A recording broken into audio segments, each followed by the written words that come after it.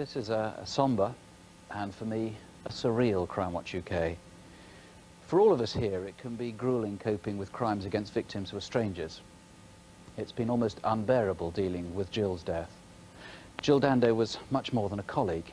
She was everyone's friend. Crimewatch is poorer without her. But this programme was her passion. And now, as Jill helped others, we hope we can do the same for her family, and for her fiancé, Alan. A senior police officer arrived at my work to tell me that a lady of Jill's description had been attacked on Jill's doorstep and had been rushed to Charing Cross Hospital and had subsequently died from her injuries. We've had to look at everything. We've had to look at it in the complete 360 degrees at all sorts of things that were happening. But we've been looking at facts and we've been looking at evidence. And one of the first pieces of information and real facts are when the postman was delivering mail to Jill Dando's house, number 29 Gowan Avenue.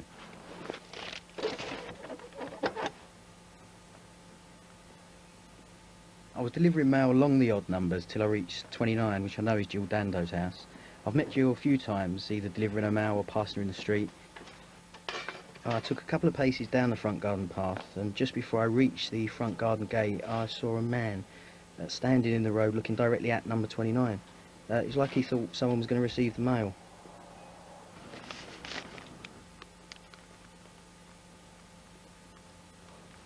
I was looking for illegally parked cars on both sides of the road, and I noticed a Range Rover facing the Fulham Palace Road.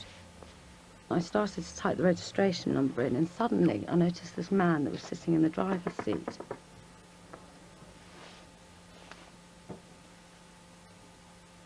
And I was quite sort of startled and a bit embarrassed, so I just walked off towards Munster Road.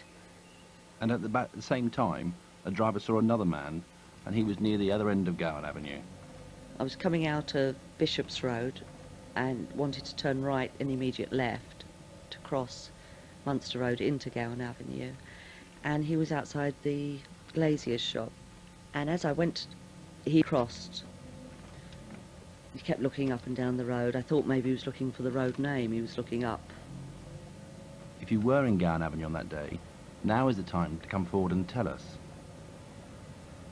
Getting towards the end of Gowan Avenue on the Fulham Palace Road end, I was conscious that somebody was sitting on my tail, as it were, you know, was hurrying me. I had got the impression there was more than one person. There was a couple of people in the car.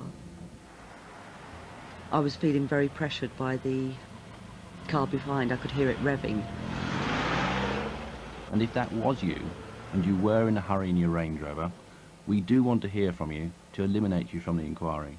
I went straight up Dunrayleigh Road, dead opposite Gowan, and turned right at the end to come out by Fulham Football Club, and I felt sort of pressured into going faster than I wanted to.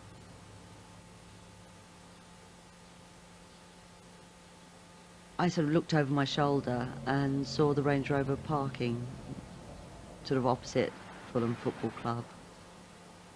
It is important to eliminate this vehicle. There were several sightings of a blue Range Rover, dark blue Range Rover.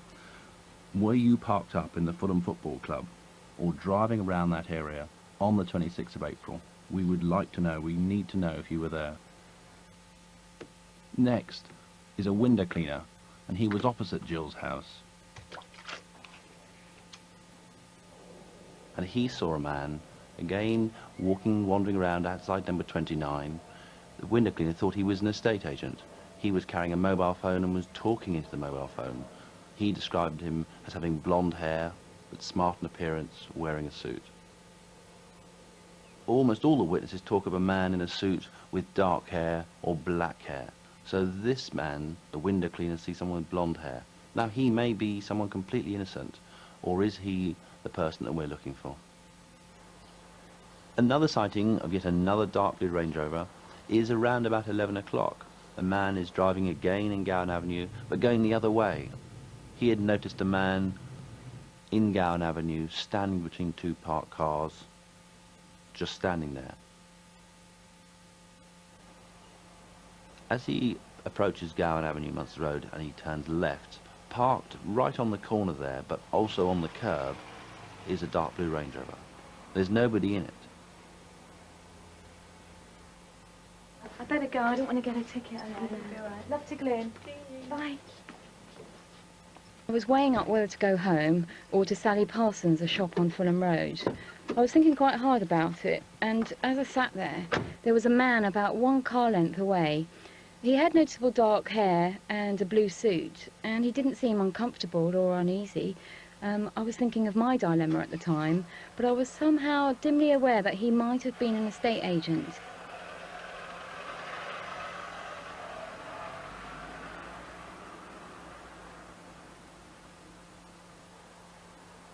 I saw a man standing on the corner of Gowan Avenue, just very, very agitated. And the one thing that I couldn't help but keep looking at was like the glasses he had on his face. They didn't seem to fit.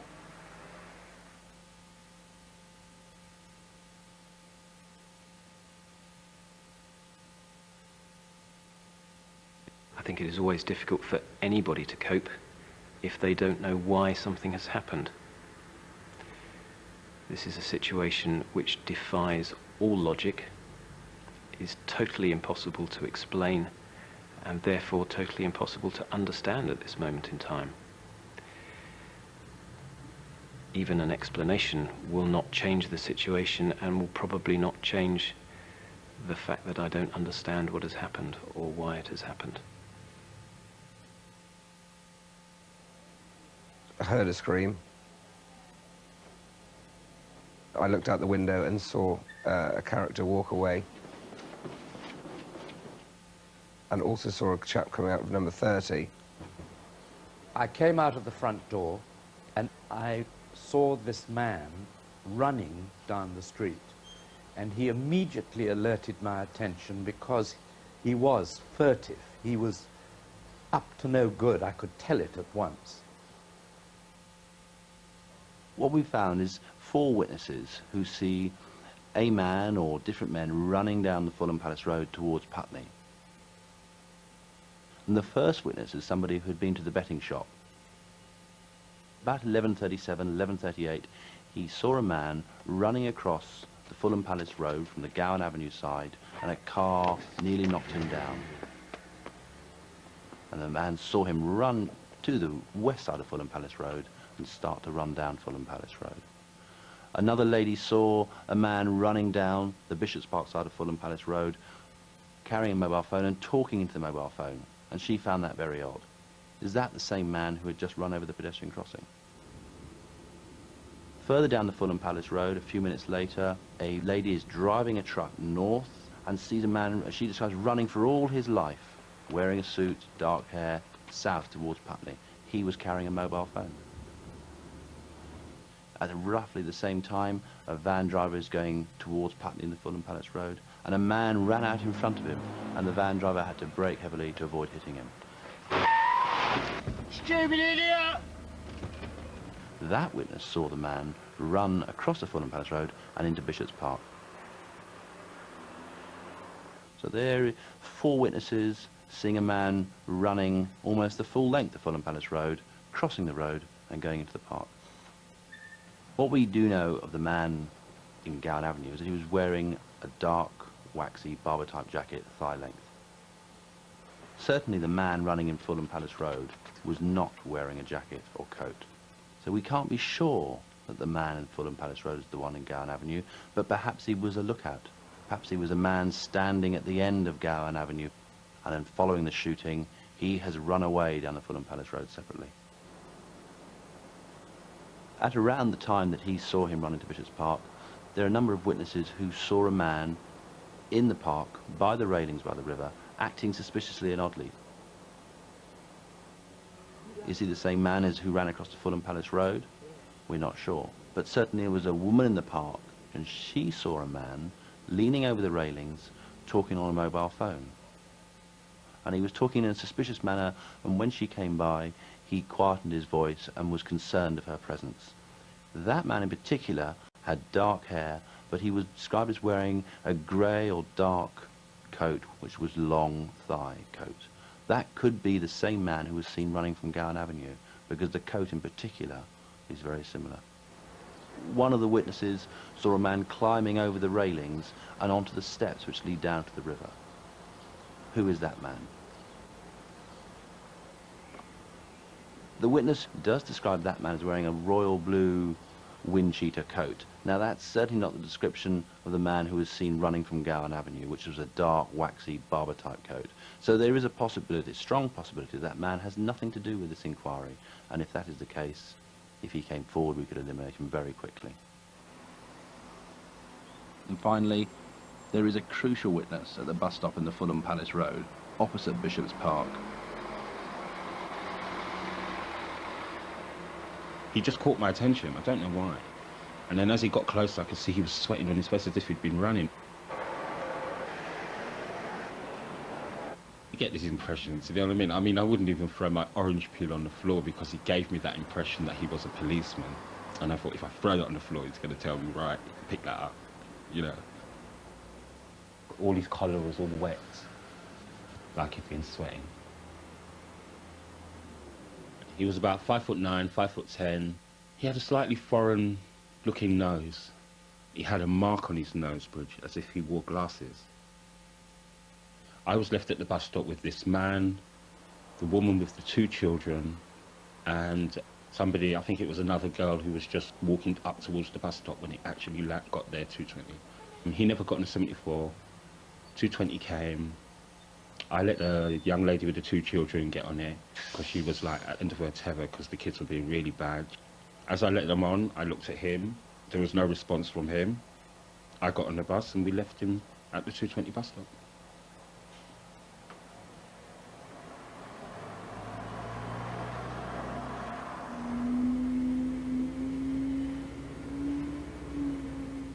The bus driver's records show that 4 people got onto that bus at the time the man who answers the EFIC was on. One of them was an elderly lady. One of them was a young man, 18, 19 years old. The bus driver can't remember the 3rd person. So there are definitely 3 other people who can come forward with information concerning this man. Putney Bridge Station.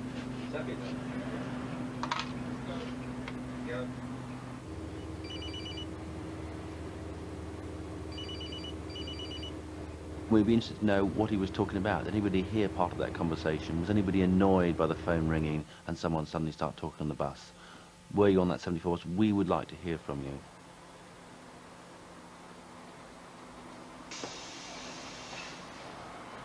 All 4 passengers got off. Where did he go from there? At this stage, we don't know. We've examined CCTV footage from the Putney Bridge railway station. He can't be found on there at this time. Did he go in a taxi? Did he go in a car? Did a car come along and pick him up? Or did he walk away over Putney Bridge or down back into the Fulham Road? Did anybody see him? We would like to know. Everybody associated with Jill in any way whatsoever finds it totally unbelievable that the tables are turned like this and we are actually in this absurd situation making an appeal on her behalf. The horrifying fact is that somebody has murdered the person that I had planned to spend the rest of my life with. Somebody has murdered a person who was so widely loved and respected by everybody she came across. It's impossible to comprehend that one is the victim of crime. Jill is the victim of crime, and we are all the victims of that crime by virtue of the fact that we are horrendously affected by what has happened.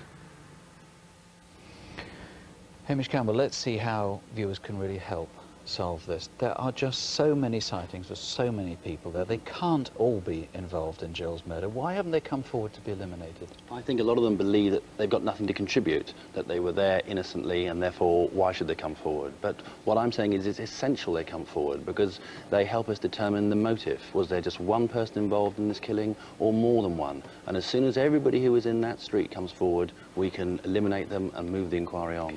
Hamish, supposing they have reasons for not wanting to come forward, they're concerned about their anonymity. I'm thinking particularly, for example, of Range Rover drivers. And we know there must have been dozens of Range Rovers in that area at that time. Yes. We know the press has pointed out one of them was driving very badly.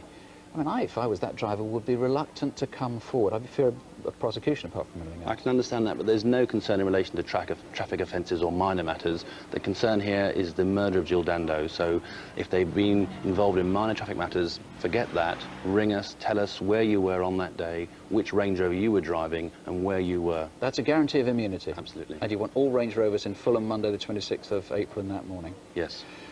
Now, it's pretty clear from that reconstruction that the guy walking and running down Fulham Palace Road was one person. I mean, all the witness statements seem to converge on that one description. And yet that description is different from the gunman. So the e-fit that you've issued, the man at the bus stop in Fulham Palace Road, may very well not be the killer. That is possible. And certainly the man in the Fulham Palace Road was not wearing a coat, whereas the man in Gowan Avenue was. So there's a strong indication that they are two different people. The e-fit is of the man at the bus stop. People need to focus on that for who is that man. Is he the lookout? Was he another party to the killing? But our key concern is the man in Gowan Avenue. But can we just stay with that man at the bus stop first? Yes. It is possible he was running down Fulham. People run down roads every now and then for entirely innocent reasons about having shot someone. It is possible he is watching and recognises himself. Yes. If he comes forward, he's going to have a hell of a time, isn't he? Not at all, but if he comes forward and he has nothing to do with that incident, then we can speak to him and eliminate him. He might have been late for an appointment, late for a bus, or whatever. As long as he comes forward and we can push the inquiry on. Again, can you guarantee him anonymity? Yes. Now, you've always maintained this the most difficult sort of inquiry for detectives, what do you call a 360-degree inquiry. Yes. Let's try and focus it so that people can help. On the one hand, there's the possibility it's a conspiracy involving several people. Yes. And on the other, there's the prospect that it's just one person. Let's just take the criminal conspiracy idea first. Again, how can people help now, viewers of Crimewatch? It's important to remember that there's a large and substantial reward in this case. There's £100,000 from the Daily Mail, there's £50,000 from Crime Stoppers, where people can ring up anonymously and give us information. People need to ask themselves, as we have done, who has gained from this murder after 21 days? What do you mean, who's gained? Has someone gained financially? Has someone received money recently? Has somebody benefited in some way? Whether it's financial or emotional, there's a reason why Jill Dando was murdered, and people need to look now. Who has gained? What benefit has been achieved by this death? And come forward with any information. The reward money is there, it's substantial, and people need to think very, very hard tonight on what that is. Of course, one line to that reward and one line the criminal fraternity can help with is to trace the murder weapon. Yes. Now, of course, guns can be acquired abroad. We all know that. But assuming, we can't make that assumption, but let's for the moment make it, that this gun was acquired in the United Kingdom. Yes. How would whoever mediated that sale recognise the weapon? Well, there are two guns here this evening. And what we're saying is, this gun here, the 9mm Browning, the larger firearm, is not the weapon that was involved in the killing of Jill Dando. Right, that's one that lots of newspapers and so forth have been portraying. It's not that. Yes, it is this type of firearm. This is a 9mm short. Not only is the bullet shorter, but the whole weapon is smaller. It can be held in your palm of your hand, can be concealed in a pocket. People need to look now at this weapon. Have they recently handled this gun? Have they recently passed it on to somebody else? Have they disposed of it for somebody? Did they make arrangements before Monday the 26th of April to give this type of gun to somebody? There is the reward money. People need to look at this firearm and ring us tonight. Much less common than the bigger weapons. Considerably less common. When these weapons are sold illegally, they're usually sold with ammunition. What sort of ammunition was used to shoot? The ammunition that was used to shoot Jill Dando was 9mm short Remington manufacture. There was no suggestion that it was a dum-dum bullet. There's no suggestion that this firearm was fitted with a silencer. So if somebody was involved in that sale, you're saying they can ring Crime Stoppers anonymously? Yes. Tell us the procedure about that. Supposing someone says, look, I want to get that £150,000 reward, but I'm not prepared to take the risk of prosecution for firearms offences. If they ring Crime Stoppers and they have got real information to give us concerning this firearm or anything else, they will be given a security number, and it's that security number which will identify them with Crime Stoppers, not the police, and the information can be passed to them, which in turn will be given to us. Now, we've been looking at the criminal conspiracy. Supposing it is just a loner, Yes. then again, how can people watching this programme help identify that man? If it is a loner, I mean, it could explain the apparent motivelessness of the crime, but maybe this person has a fixation or a strong fascination with Jill Dando. Maybe he's displayed that in some way with collection of photographs, constant talking. I'm not sure, but people need to look again to their partners or others.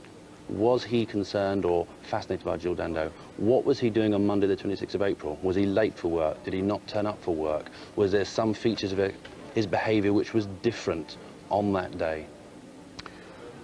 Well, it's a free call number here, 0500 600 600. Please call if you can identify any of those people that have to be eliminated, and please let us know if you've any suspicions about an individual who may have done this. There are many more detectives standing by at the incident room at Kensington. The number there is 0181 246 0732, 0181 246 0732.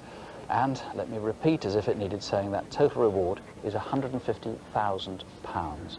Please, though, could I ask you, don't ring on the numbers I've just given you for condolences for Jill. We really need these lines open for the clues for our appeals tonight.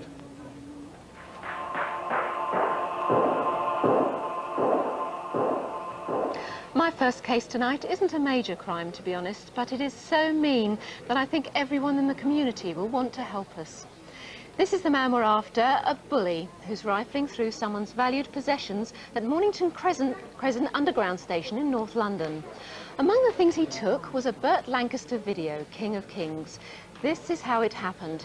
After hanging about for a while, he spies this man, who's autistic and obviously very vulnerable. The man threatens to stab and shoot his victim, causing such panic that he can now no longer go out on his own. Please tell us who this is. He's 5'6" to 5'8", in his 20s, with a large nose and a scar by his left eye. 0500 600 600 here to the studio, or you can call the British Transport Police direct on 0171 387 0354. That's 0171 387 0354. I've got some more video of another unpleasant robbery, this time in Sussex. This is an off-licence in Eastbourne on Easter Monday. Can you tell us who this is in the woolly hat with Tottenham written across it? First, he attacks a female member of staff and then punches a man who comes to her aid. He and his accomplice grab some cash out of the till. Who is he? He's medium height but stocky, mid-20s, and his sweatshirt says Howard's. Maybe it's the name of a Keep Fit place. Anyway, 0500 600 600 here, or the Eastbourne incident room on 0845 607 0999. That's 0845 607 0999. In September last year, we reconstructed two rapes committed 6 years apart, the first in Brentwood, Essex, the other in Bermondsey, southeast London. A man who was watching Crimewatch became obviously agitated, and later, when asked to give a DNA sample, he persuaded a friend to go in his place. The switch was spotted by detectives, who then arrested the original suspect. On Friday, Anthony John Chandler pleaded guilty to 3 counts of rape and to perverting the course of justice. He's due to be sentenced next month. 15 arrests since last month's Crimewatch, including one on the double murder in Norfolk we reconstructed back in March. Janice and Connie Sheridan were found dead in their home in the Fens. Crimewatch viewers provided what Detective Inspector Paul Chapman called a tremendous response. But it was the investigation team's own attention to detail that started a new line of inquiry. Kevin William Cottrell, a 33-year-old salesman from Swaffham, has now been charged with 2 counts of murder. Belgrave Road in Leicester is known as the Golden Mile. Dozens of Asian goldsmiths have congregated there, and people travel to shop there from all over the UK. About a month ago, one Thursday afternoon, one of the family businesses was robbed. 22nd of April. We opened between, say, 10:30 and 11 o'clock, from Monday to Saturday.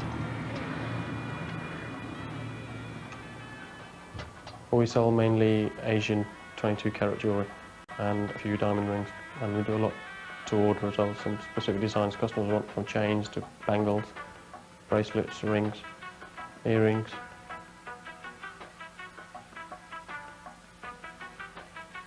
In the back of the shop, there's several machines that we use to put the gold through, which makes it into different shapes.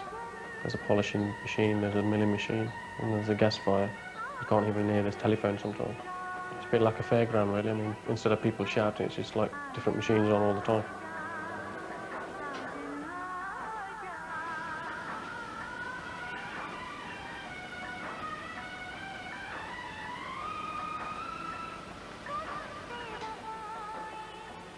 I was actually making a bangle for a customer that somebody ordered.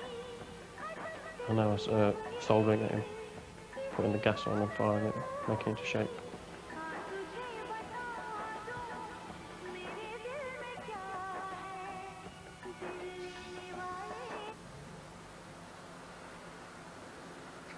It's unusual to see 5 men in a car on a weekday afternoon. But that Thursday, a blue Vauxhall Belmont arrived in Leicester from Wolverhampton, perhaps with 5 men in it. We know for certain it came from Wolverhampton because it had been stolen there the night before.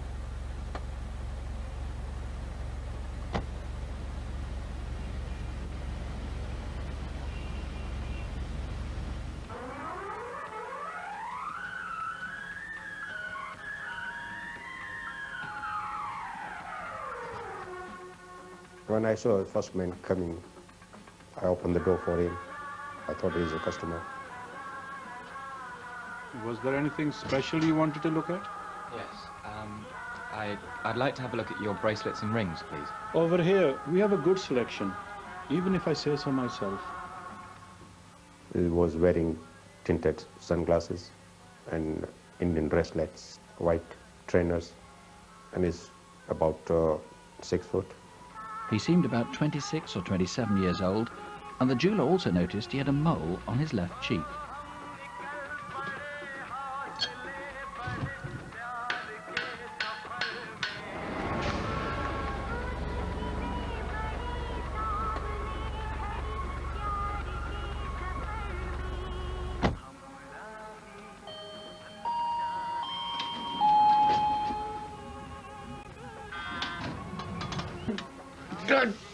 I don't know whether it's yes gas or what. It was so terrible, so I just fainted.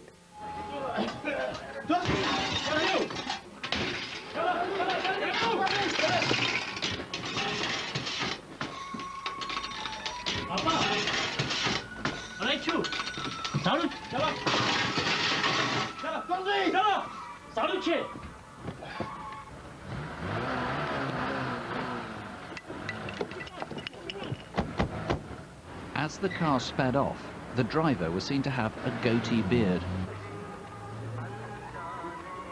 The car made off towards the city centre.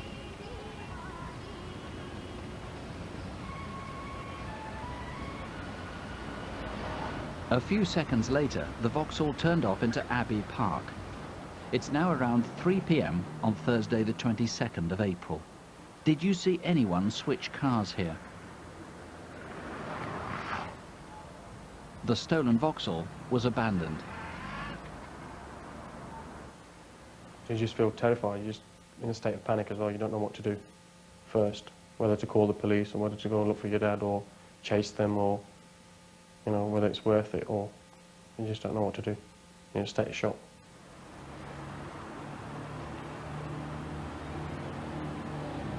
Tony, the Wolverhampton link, the car was stolen from there. You think there's another reason to link Wolverhampton? Yes, a few days ago there was a very similar robbery in Wolverhampton, a few days before this offence, which involved a group of Asian males on another Asian jewellery shop, and again CS spray was used to steal Asian jewellery. Now, you don't know where the gang went, whether they went back to Wolverhampton or wherever. The last sightings in Abbey Park, where they dumped the Vauxhall, no one seemed to have seen that. Yeah, that's right. They left the vehicle there. What we don't know is whether they got into another getaway vehicle or whether they made off on foot. Now, assuming we might get some people who witnessed that, what about the actual people themselves? We saw the driver of that car had this goatee beard. One of the others apparently has very distinctive eyes. Yes, that's right. One of the men that was wearing a balaclava had distinctive green eyes. What we don't know, were they contact lenses or were these natural? And the guy that came into the shop, first of all, a good description of him. He's 6 foot tall. What else can you tell us about him? Yeah, he was wearing a Punjabi suit and he had a distinctive mole on his left cheek. Yeah. And his accent? He spoke with an undistinguishable middle-class accent. OK. Now, some of them spoke some Hindi as well. Yes, the word shallow was used, which means let's go, let's go. OK. Now, these sort of things that they stole, interestingly, they didn't take ones which had diamonds in them, so perhaps they're going to melt them down. If they're not melting them down, how could anybody who's offered this know it comes from the robbery? Well, there is a distinctive initials on the inside of these bangles, JPD, which is the jeweller's initials. OK, well, if you're offered any of these with those initials JPD, if you've got any rumours, heard anything about these 5, perhaps there were fewer on the first robbery, anything on the grapevine at all about the gang, or have any ideas who this could be, or if you can link any of them to Wolverhampton, give us a call. 0500 600 600, or call the Leicestershire Police on 0116 248 4974. That's Leicester, 248 4974. David and I are each looking for people who've quite separately gone missing, and we now fear both have been murdered. First, I want to reach all possible friends and acquaintances of Wendy Upton. Wendy, who is from Lichfield in Staffordshire, left her home last October to go to a local supermarket, and her husband hasn't heard from her since. There seems no logical explanation other than that she's been a victim of crime. A man and a woman who plainly knew her have anonymously and quite independently tipped off the police with names. But 7 months on, detectives haven't enough evidence to charge anyone, and they badly want those friends of Wendy to call back. If you knew her or heard what happened to her, please ring 0500 600 600 or 01785 234 952. That's Stafford, 234 952. The second missing person we're really worried about is a father from Warrington, Everton Binns. Here he is last Christmas with his family, but soon afterwards he vanished. He was last seen leaving a friend's home in Kirby on Merseyside, and we think something happened to him that night, Wednesday, the 20th of January. He didn't turn up at a family funeral the next day. He hasn't taken his money or his passport, and he was about to become a dad again. If you've any suspicions or have heard anything about him, please let us know on 0500 600 600 or the incident room in Kirby, that's on 0151 777 6588. That's Liverpool 777 6588. Last autumn, we asked for help to trace a drug smuggler based in Liverpool. A Crimewatch viewer called to say the man was on a train to London. As a result, he was traced and arrested. And last month, Mark Pimblett was convicted and sentenced to 7 years. And a re-appeal from March. We now have a new image of a man whose body was found on the banks of the Thames in Deptford. The story is that on Monday the 14th of December at about 3 o'clock in the afternoon, a member of the public was walking along the Thames footpath. He noticed what he thought was some body parts on the foreshore. We attended and we recovered human remains, and from there onwards we've been trying to identify the victim. We don't know what sort of hair he had, hence the variations. But do you recognise who this could be? Someone who disappeared sometime late last year. Mid-30s, 5'7", stocky, Mediterranean looking, with exceptionally good teeth. If you've any ideas, please let us know. 0500 600 600. That's free call 0500 600 600. Although we've increased the number of lines here in the studio from 40 to 60, there's an enormous volume coming in. The lines are almost jammed, but I think you can still get through at the moment. And a lot of people on the Jill Dando murder have been ringing in to name other people they think were in the area of Fulham on Monday, the 26th of April. We so far haven't got anybody who says that they identify themselves as one of the people that the police are trying to eliminate. Let me thank everybody who's been ringing in just now, and indeed, thank you to everybody who wrote to us or who emailed us about Jill Dando's death, a crime that touched us all here so deeply. We've had so many tributes, literally thousands. It's simply impossible to answer them individually. Please, though, tonight, only ring us if you've got information on the appeals that we've featured. Those calls we really need, not calls, please, for donations. If you want to give a donation, if you want to send condolences, addresses are on CFAX on page 621. Now next, events in Haverhill in Suffolk. Think back to the first week of January. We're showing what happened to a mother of 2, a woman who works days and sometimes nights, almost always outside office hours. On the Sunday after New Year's Eve, she just started her shift at work near Haverhill town centre.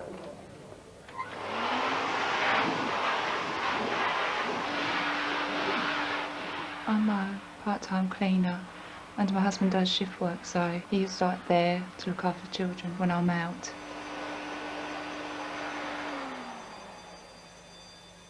I knew it was the dentist's alarm because I've actually heard it go off before.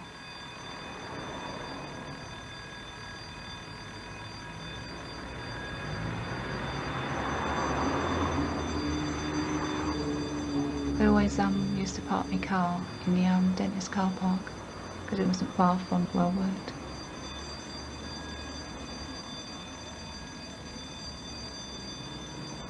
I happened to see this person standing on the corner and he just gave me an awful sort of like a glare staring at me. She went back to ring the owners, but there didn't seem to be a break-in. I saw this fella standing there all in black, and I thought then, you know, what an evil looking thing he was. He was just like somebody really from a horror film, and that's about all you could say, you know. Next day, next shift, Monday the 4th of January.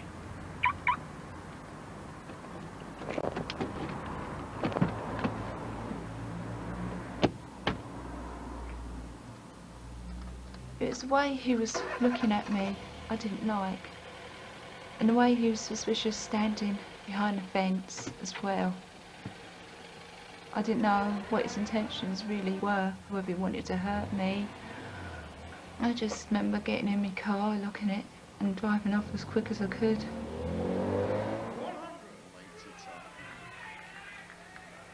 I think I should tell the police. Yeah, you should. Gives me the creeps the way he's hanging about. In the end, she didn't think it serious enough to go to the police. But before she started her next shift, she asked a friend to drive her round, just to check that the stranger wasn't there. Slow down, here it is. No, I can't see him. Okay, Sal, let's go. It'll be all right. 5 minutes later, she came back in her own car to start her shift. I thought, well, if he's not there, I must be okay. And if he was there, first thing I was going to do, my husband up and let him know. But seeing that he wasn't, I thought no more of it.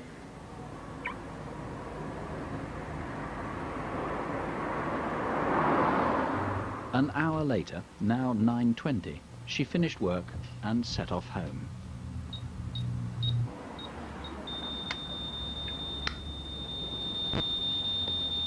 Before I actually walked towards my car, I can remember actually looking around.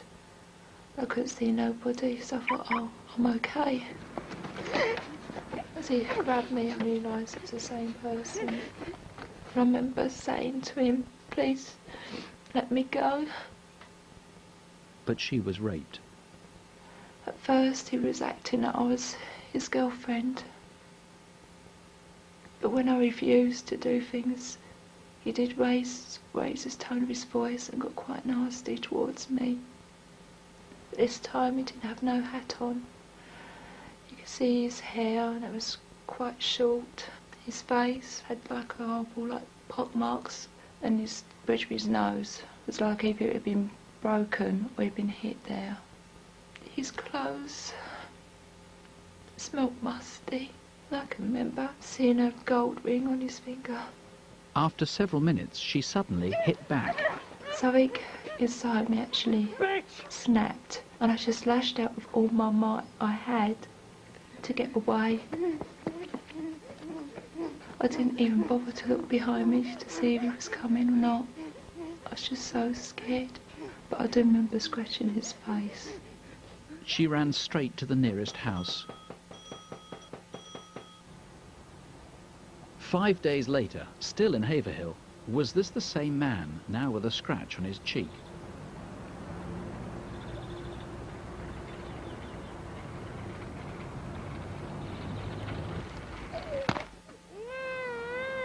You got a light? I'm deaf, but I understood him by lip reading. You got a light? I don't smoke. I didn't like the look of him, so I tried to ignore him. Can you give us a lift? No, I'm busy. Then he asked me £5 for food. No, I don't know you. I know you. I just want him caught and be punished for what he's done to me. Where before, me and my husband had a good love life. It's like now we're having to start from scratch. He should be able to come up and give me a cuddle when he wants to, not just feel nervous about it. It's like we're having to get to learn to know each other again. Stuart, I take it you've checked as far as you can. This is not a local man. Yes, we've exhausted local inquiries, and we don't think him to be local at this present time. What was he doing there? I mean, perhaps there for the Christmas holidays, or what? Yes, that's right. It's an important period for people to think about, end of the Christmas, New Year period. He had some reason to be in Haverhill. Maybe it was casual work, maybe he's a transient worker just passing through in local cheap accommodation. He had some reason to be there, but we now think he's moved on. Now, we must stress, we don't know if that second sighting 5 days after the rape was the same guy, but we've got a pretty good description of the man himself. Just take us through. I mean, he's distinctively tall for a start. Yes, he is. He's described as a white man, 6'2", so it is quite tall. Described as muscular build, almost athletic.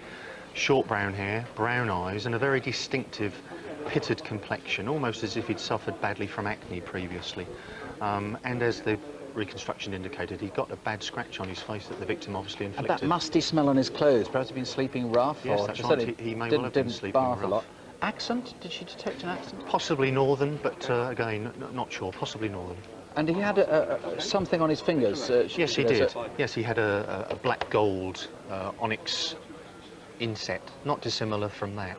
How did he arrive? How did he leave Haverhill? Any idea? We don't know.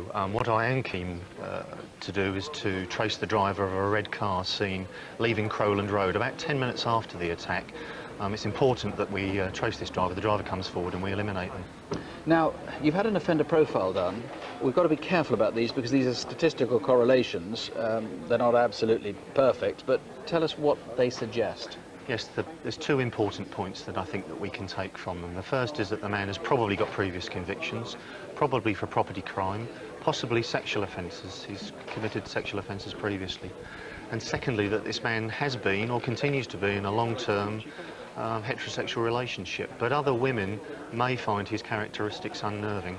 What, he might have shown violence or something like that? Yes, they may be uncomfortable in his presence. OK, well, maybe you recognise something in that personality profile, maybe you recognise the E-fit, maybe you've seen the man, maybe you've suspicions about who he is. Please, don't hesitate if you have. 0500 600 600 or call the inquiry headquarters 01 284 774 131. That's Bury St Edmunds, 774 131.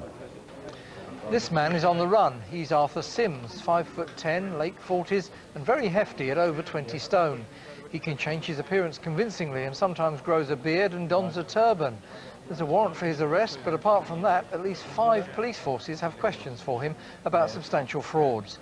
If you've seen him with or without his beard, 0500 600 600 or 0171 601 2222. That's 0171 601 2222. As you'll know, a man has now been charged with last month's London nail bombs. But tonight you might be able to help with a crime that seems equally hard to fathom, this time in Morecambe in Lancashire. A year ago, a postman there got a parcel himself. Inside, 2 mouse traps and 2 blank cartridges that would have made quite a bang if they'd gone off. Then, 2 months ago, the postman's wife found a murderous booby-trap bomb attached to their back door. This oil container was part of it, and it was just good luck that the device failed to explode. The next day, this letter arrived at the postman's home, basically saying, "I've warned you once, now I'm going to kill you."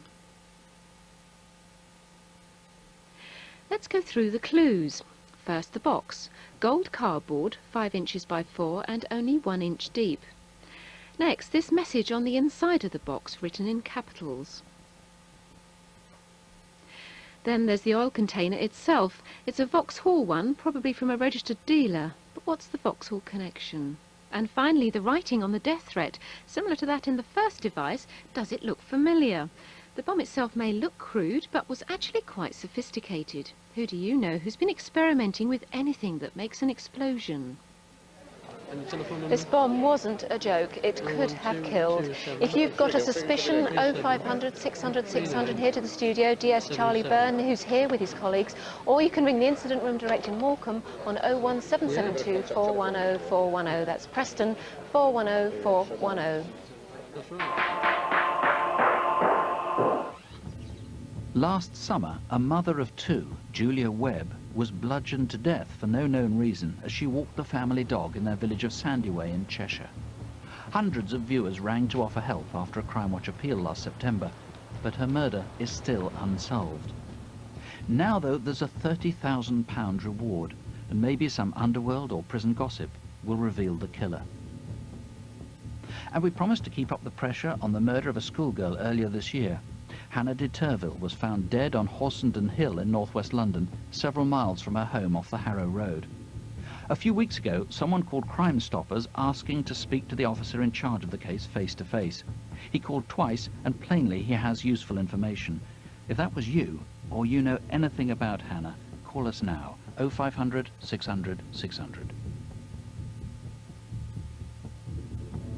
The number's good for all our cases here to the studio, and please do persevere if you've been trying to get through tonight. In fact, there are lines free now, or you can call the incident rooms direct if you prefer. The numbers there are on CFAX on page 621. You can also email us at Crimewatch UK at the BBC, or you can call Crime Stoppers anonymously, as we've been saying, 0800 555 111. If you've been a victim and would like to talk to someone, the number for victim support line is 0845 30 30 900. Next, the hunt for a killer in North London, though frankly this could have been a tragic accident. It's a hit and run. The motorcyclist involved may not have known how dreadful the outcome was, and tonight we're hoping he's going to have the decency, the courage to come forward, if only to say sorry. And we hope his friends and relatives will put pressure on him, or indeed will call in themselves. It happened 6 weeks ago on Fortis Green between East Finchley and Muswell Hill. And the victim was Maria Basandre. She was 70 and had been a grandmother for just 6 days.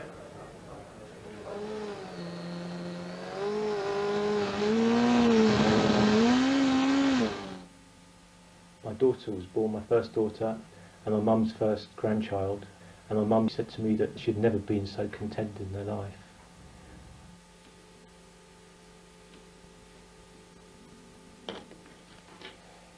On that afternoon, I don't think anything else was on her mind apart from my daughter. She was literally going to do what she really wanted to do, which was to get a little jumper which she had knitted, embroidered with the name of my daughter. Tuesday afternoon in early April, and a would-be taxi driver was learning the route between Muswell Hill and East Finchley. I was actually doing my knowledge, taking a few places, points of interest around the end of one of my runs. I was looking for the police station at the time when the bike went past me very fast. He was driving like a lunatic when he went past me. Were you overtaken by a motorbike going fast down Fortis Green on Tuesday the 6th of April?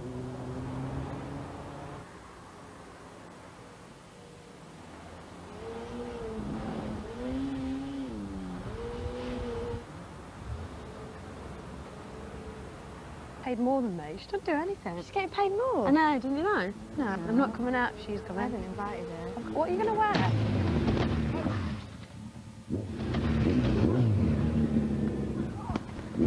Oh, go get an ambulance driver! Sandra, just go get an ambulance! The bike had thrown Maria 30 feet down the road.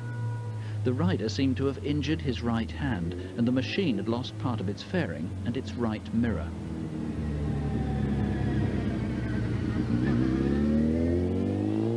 I received a call saying that my mum's been badly injured. It just felt like someone had torn your life up.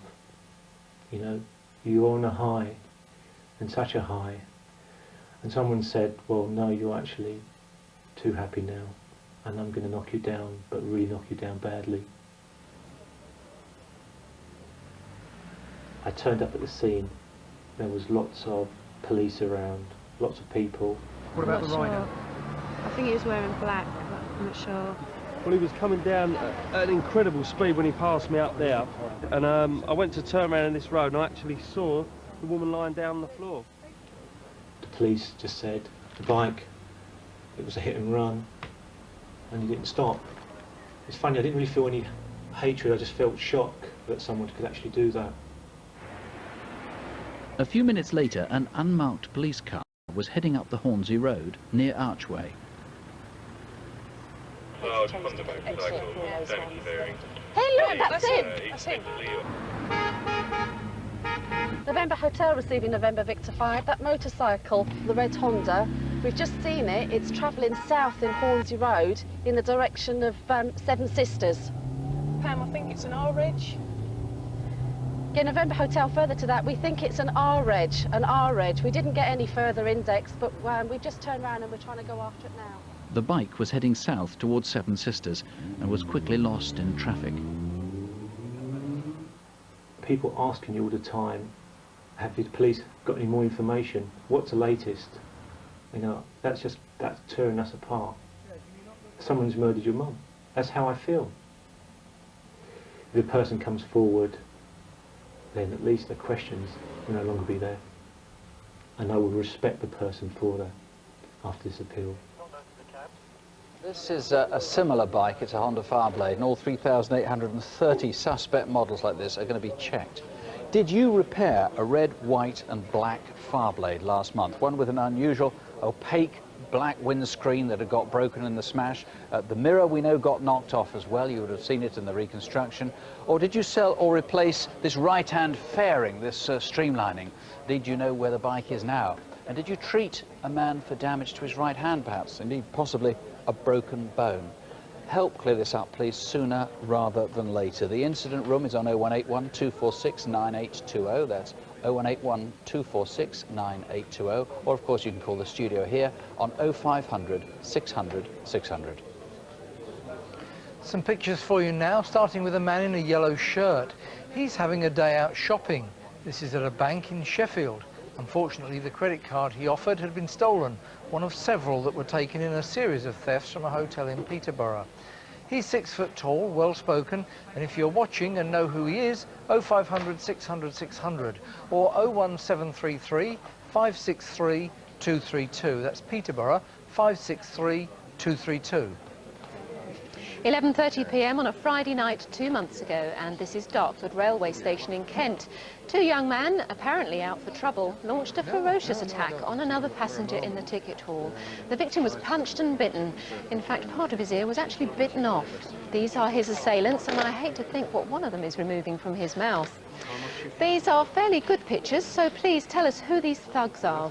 The one in the front is 18 to 22, 5'11", medium build with short brown or blonde hair waxed forward. His friend is about 5'9" with longer wavy hair. He's said to look a bit like the footballer Steve McManaman.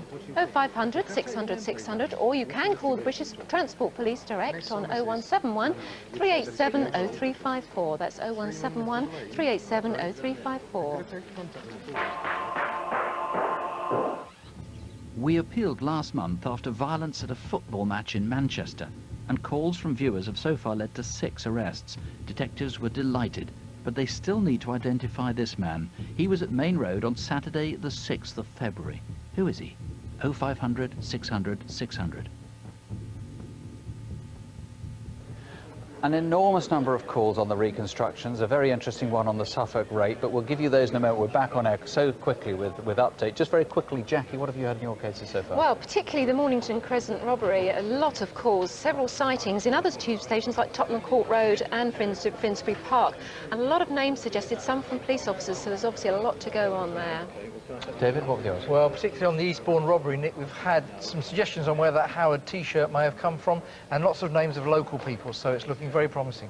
Good. As I say, we'll give other news as we can. We're back with update very, very briefly, very shortly indeed, in just about half an hour.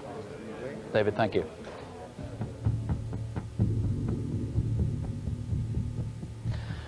Ever since Crimewatch started, we've closed by saying, don't have nightmares, do sleep well. And given Jill Dando's murder, you might think any reassurances sound hollow tonight. But the very fact her death provoked such a jolting shock speaks for itself. Jill's killing was almost unbelievable.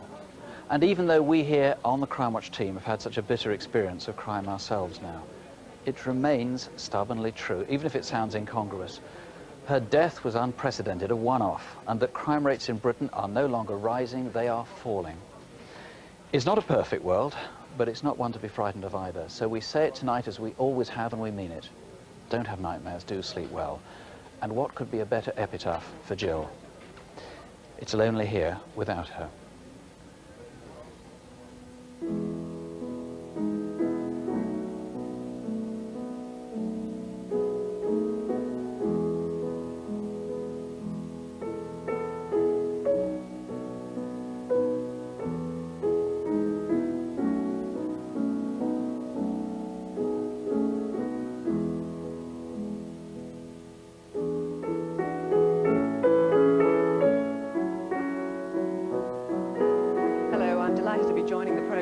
Now, as always, of course, the key to Crimewatch is you. Without your observations, the programme wouldn't be as successful as it is. We rely on you to spot clues and recognise details that hopefully will lead to the criminals being caught.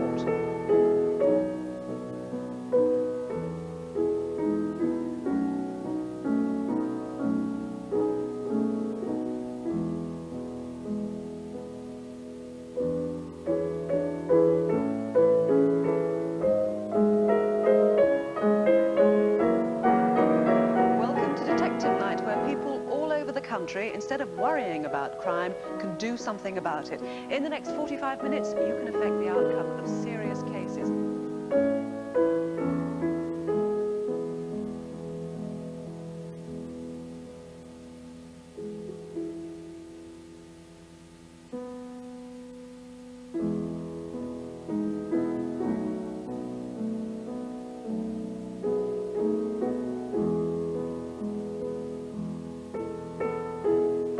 We're getting calls from people who have been frightened to call in before. Don't be frightened. As the officer in charge said, your information is vital. And please do help tonight.